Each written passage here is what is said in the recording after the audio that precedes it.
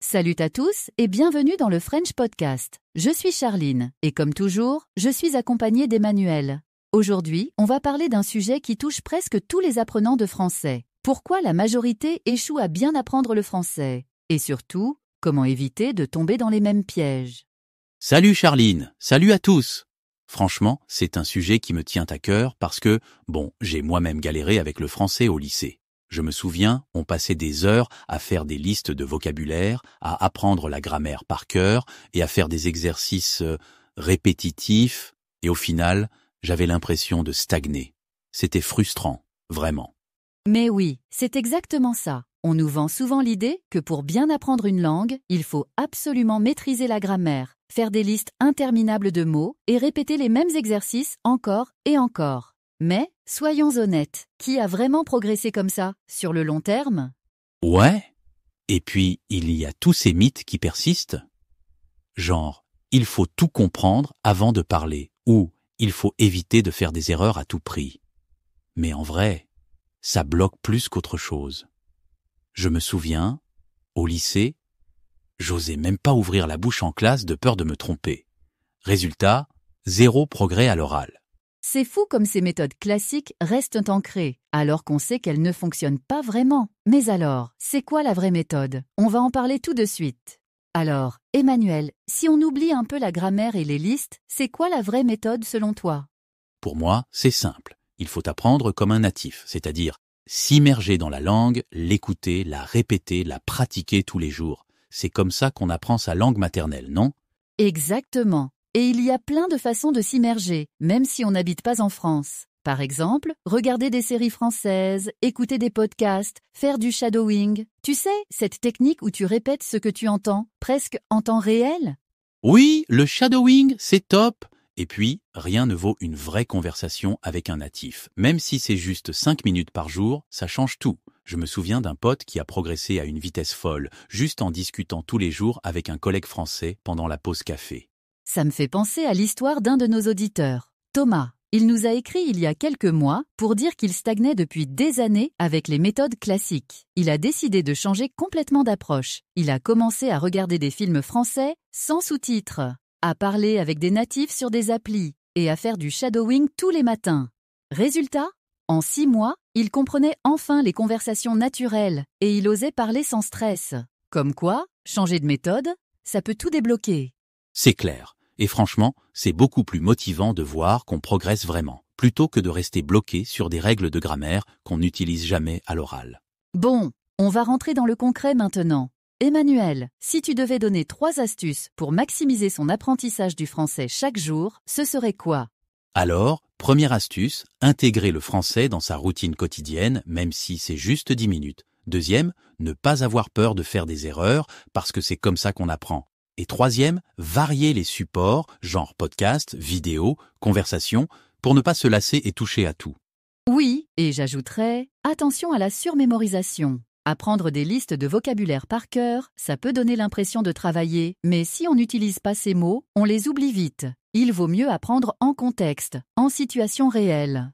Et puis, le manque de régularité, c'est un vrai piège. On se dit, je ferai une grosse session ce week-end, et au final, on reporte tout le temps. Mieux vaut un peu chaque jour que beaucoup une fois par mois. C'est vrai. Et il y a des questions simples à se poser pour ajuster sa méthode. Est-ce que j'utilise vraiment le français tous les jours? Est-ce que je prends du plaisir à apprendre? Est-ce que je me donne le droit de me tromper? Si la réponse est non, il faut peut-être changer quelque chose. Ouais, et parfois, il suffit juste de changer un petit truc dans sa routine pour relancer la machine. Faut pas hésiter à tester, à se tromper, à recommencer. On parle beaucoup de langues, mais la culture, c'est tout aussi important. Pour vraiment progresser, il faut s'immerger dans la culture française. Tu as des ressources à conseiller, Emmanuel? Oh oui! Déjà, la musique française, c'est génial pour l'oreille et le vocabulaire. Essayez d'écouter des artistes comme Stromae, Angèle ou même des classiques comme Édith Piaf. Ensuite, la littérature, même des BD ou des romans jeunesse, ça aide à voir le français autrement. Et bien sûr, les films et séries, c'est parfait pour entendre le français de la vraie vie. Et puis, il y a les événements locaux ou en ligne. Même si on n'est pas en France, il y a souvent des rencontres, des clubs de conversation, des ateliers. C'est l'occasion de pratiquer dans un contexte social réel et ça booste la confiance. J'aime bien aussi l'idée de tenir un journal ou un blog en français. Ça permet de suivre ses progrès, d'exprimer ses idées et parfois même de recevoir des retours de natifs. C'est motivant et ça oblige à réfléchir en français. Oui, et ça donne un côté personnel à l'apprentissage. On n'est plus juste en train d'apprendre une langue. On s'approprie vraiment la culture. On la vit au quotidien. Bon, on le sait tous, la motivation, c'est pas toujours facile à garder sur le long terme. Emmanuel, tu fais comment pour rester motivé? Alors, déjà, je me fixe des objectifs clairs mais atteignables. Genre, cette semaine, je veux comprendre une chanson entière. Ou, je veux tenir une conversation de 5 minutes sans passer à l'anglais. Ça aide à voir les progrès, même petits. Oui, et l'auto-évaluation, c'est super important aussi. Faire des petits tests de vocabulaire, des exercices de compréhension, ça permet de voir où on en est et de cibler ce qu'il faut travailler. Et puis, avoir un partenaire d'apprentissage ou rejoindre une communauté, c'est vraiment motivant. On partage ses progrès, on échange des conseils et on se soutient quand on a un coup de mou. C'est plus facile à plusieurs. Oui, et même en ligne, il y a plein de groupes, de forums, d'applis pour trouver des gens avec qui pratiquer. Faut pas hésiter à sortir de sa zone de confort. C'est là qu'on progresse le plus.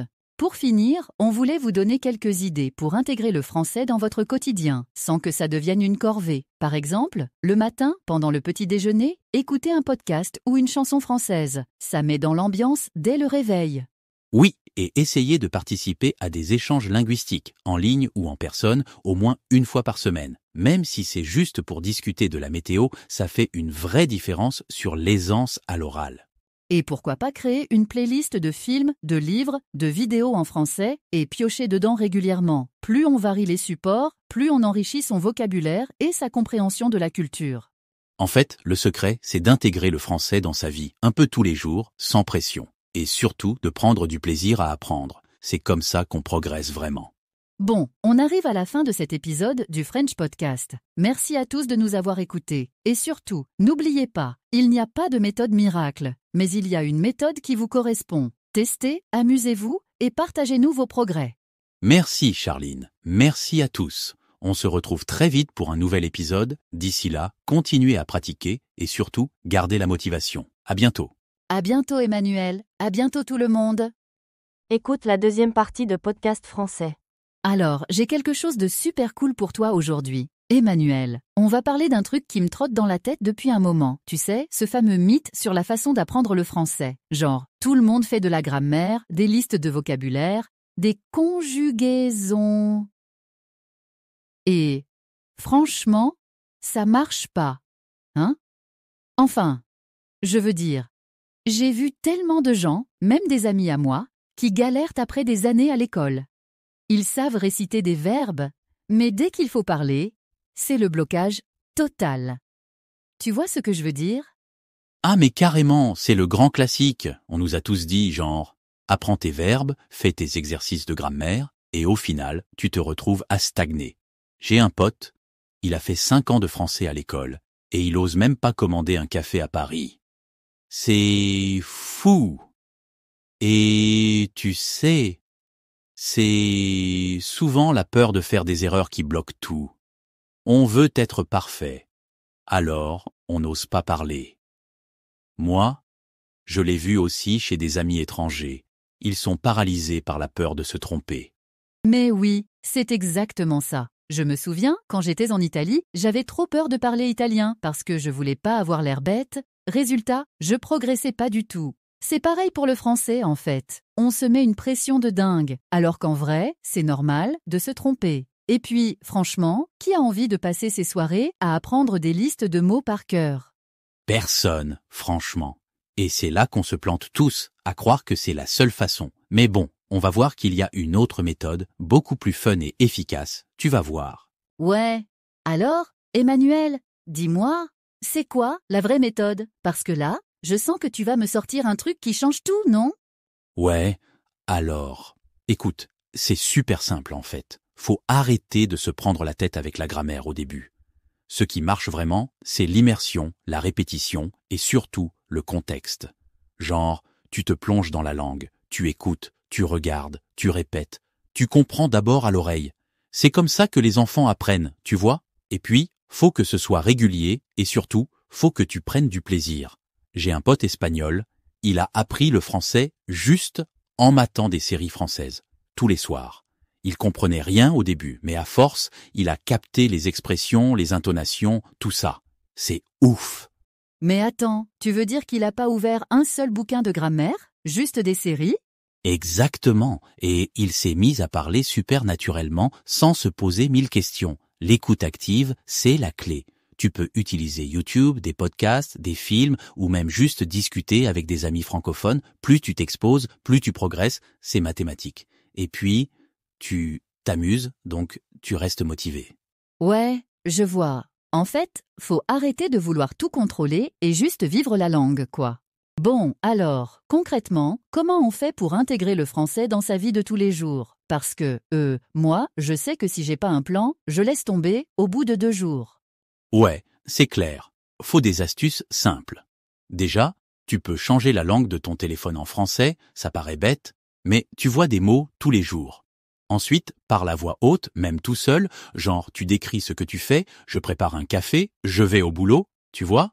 Et puis, tu te lances des petits défis quotidiens, genre apprendre 5 nouveaux mots par jour ou répéter une phrase à voix haute. Pour le planning, moi je conseille de te faire une semaine type. Lundi, tu écoutes un podcast. Mardi, tu regardes une vidéo. Mercredi, tu écris un petit texte. Comme ça, tu varies et tu t'ennuies pas. Ah ouais, c'est malin. Et tu sais, j'ai une amie néerlandaise, elle était bloquée au niveau intermédiaire depuis des années. Elle a commencé à faire tout ça, genre, elle s'est mise à parler toute seule, à regarder des films sans sous-titres, à écrire un journal en français, et en quelques mois, c'est baissé non comment? Elle est passée à un niveau avancé. Bah, c'est fou comme ça marche, en fait. Mais oui, c'est la régularité qui fait tout. Même 10 minutes par jour, ça change tout sur le long terme. Mais, attends.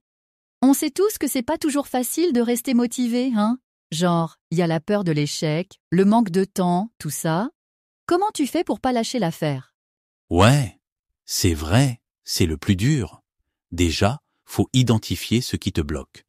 Si t'as peur de te tromper, rappelle-toi que tout le monde fait des erreurs, c'est normal.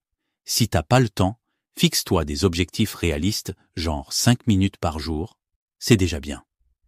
Et surtout, célèbre chaque petit progrès, même si c'est juste avoir compris une blague en français. Un truc qui aide, c'est de tenir un journal de bord ou d'utiliser une appli pour suivre tes progrès. Tu vois tes avancées et ça motive à continuer. Ouais, et puis, s'entourer d'autres apprenants, ça aide grave. Genre, tu partages tes galères, tes astuces, tu te sens moins seul. Moi, j'adore les groupes de discussion, ça booste à fond.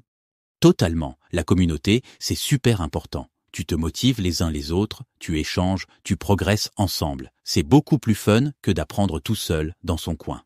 Et, pour ceux qui veulent vraiment intégrer le français dans leur routine, t'as des idées concrètes? Genre, des applis, des événements, des projets perso? Ouais! Alors, déjà, les applis de langue, c'est top pour créer des rappels quotidiens. Tu peux te lancer des mini-défis, genre apprendre 5 mots chaque matin, ou t'enregistrer en train de dire une phrase. Ensuite, participe à des clubs de langue, en ligne ou en vrai. Ça te met direct dans le bain. Et puis, lance-toi un projet perso en français, genre écrire un journal, faire une vidéo, ou même monter un blog. Ça te donne un but concret et tu progresses à fond, à l'écrit comme à l'oral. Ouais, c'est vrai que quand t'as un projet, t'as envie de t'améliorer pour le réussir. Et puis, ça rend l'apprentissage beaucoup plus vivant, tu trouves pas? Grave, c'est ça qui fait la différence. T'apprends pour toi, pas juste pour avoir une bonne note ou valider un niveau. Mais, attends, tu viens de dire un truc qui me fait tilt. Pour que ça dure, faut vraiment que le français fasse partie de ta vie, tous les jours, non? Ouais, exactement. Les rappels quotidiens, c'est la base. Tu te lèves, tu fais ton mini-défi, 5 mots, une phrase, et hop, t'es déjà dans le bain. Ensuite, tu t'organises des rencontres linguistiques, en ligne ou dans ta ville, tu pratiques en vrai, tu rencontres des gens, tu crées des liens. Et puis, ton projet perso, c'est ton fil rouge, tu le fais évoluer, tu t'améliores sans t'en rendre compte. C'est comme ça que tu progresses, vraiment, sur la durée. Ouais, et puis, ça devient un réflexe, tu vois. T'as plus besoin de te forcer, c'est juste naturel. Exactement, c'est ça le secret. Plus tu rends ça facile et agréable, plus tu vas tenir sur le long terme. Bon, dernière question, Emmanuel. Comment tu fais pour garder la motivation, genre, sur des mois, voire des années? Parce que, moi, je me connais, je commence à fond, et après, ça retombe. Ouais, c'est super courant, t'inquiète. Le truc, c'est d'intégrer des sessions de révision régulières, tu vois, pour pas oublier ce que t'as appris.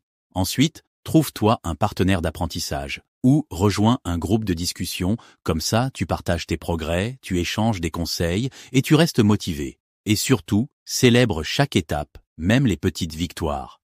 T'as réussi à tenir une conversation? Célèbre. T'as écrit ton premier texte sans trop de fautes? Célèbre aussi. C'est ça qui te donne envie de continuer, tu vois?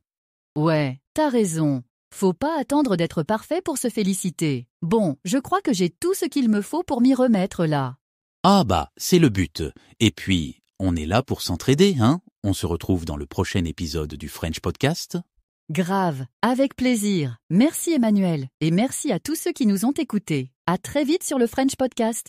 Salut Charline, salut tout le monde et bon courage à tous pour votre apprentissage du français.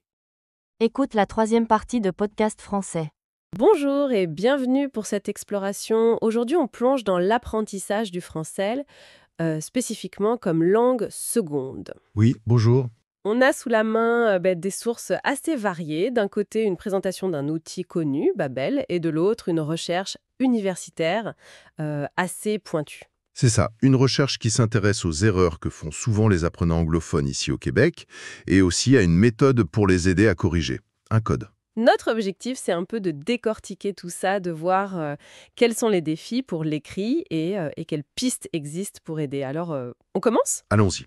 On va d'abord regarder un peu comment fonctionne une plateforme comme Babel, et puis on ira voir cette étude de l'UQAM sur les erreurs et ce fameux code. Parfait. Alors, Babel, pour commencer, lancé en 2007, c'est une des grandes plateformes. En ligne, appli ou site web? Oui, très connu. Le principe, c'est des cours conçus par des linguistes avec une progression. Ils mettent l'accent sur quoi principalement? J'ai vu qu'il y avait des leçons interactives. C'est ça, des dialogues, de la grammaire, de la pratique, mais surtout, beaucoup sur la conversation, l'écoute pour la vie de tous les jours. Ils essaient d'intégrer aussi des aspects culturels. Et on peut personnaliser un peu son parcours, télécharger les leçons. C'est assez complet comme approche structurée, on dirait. Oui, c'est une base, quoi.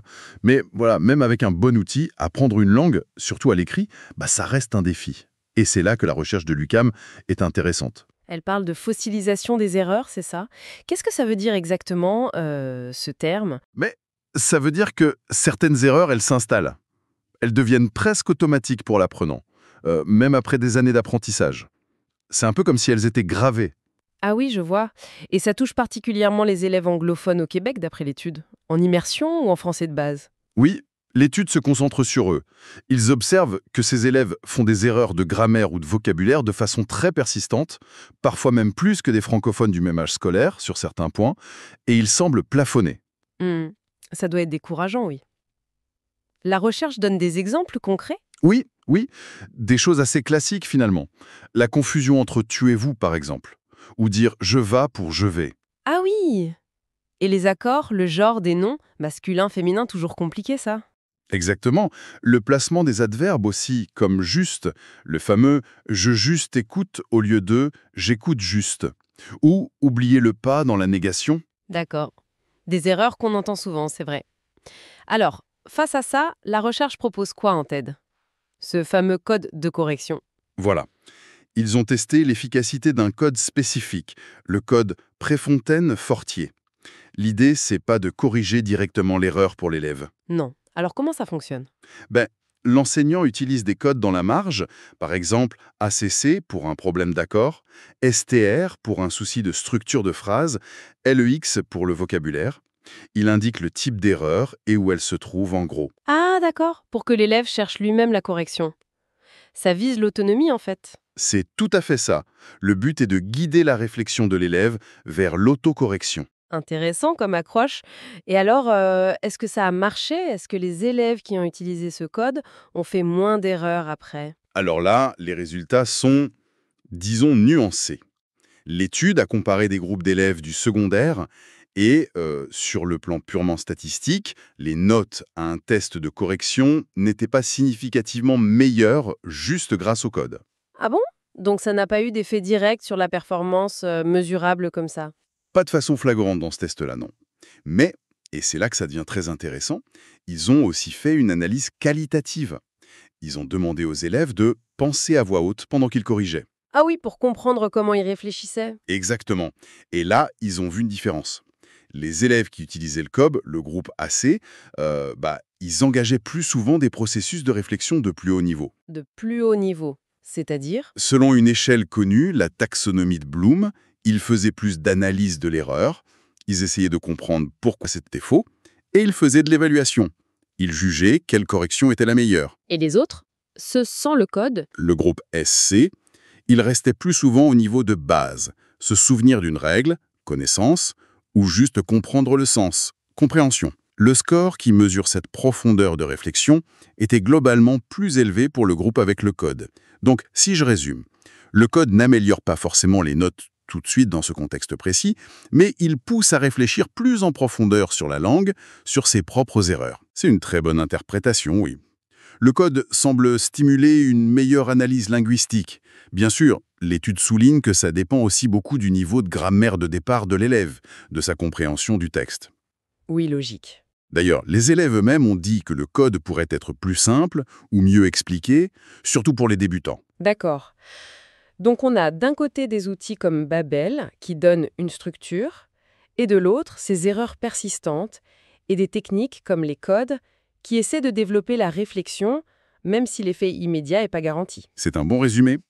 Ça montre bien la complexité de l'apprentissage de l'écrit. Aide à structurer, mais que pour aller plus loin, des outils comme les codes de correction peuvent peut-être aider à devenir plus autonome, à mieux analyser la langue. Oui, et ça soulève une question intéressante pour aller plus loin, je trouve. Au-delà des outils spécifiques, qu'ils soient numériques comme Babel ou pédagogiques comme le code, est-ce que la clé finalement, pour vraiment maîtriser une langue seconde, ce n'est pas la capacité de l'apprenant à réfléchir sur son propre apprentissage? Cette conscience de comment on apprend, de comment on corrige, la métacognition, comme on dit. Exactement. Penser sur sa façon de penser.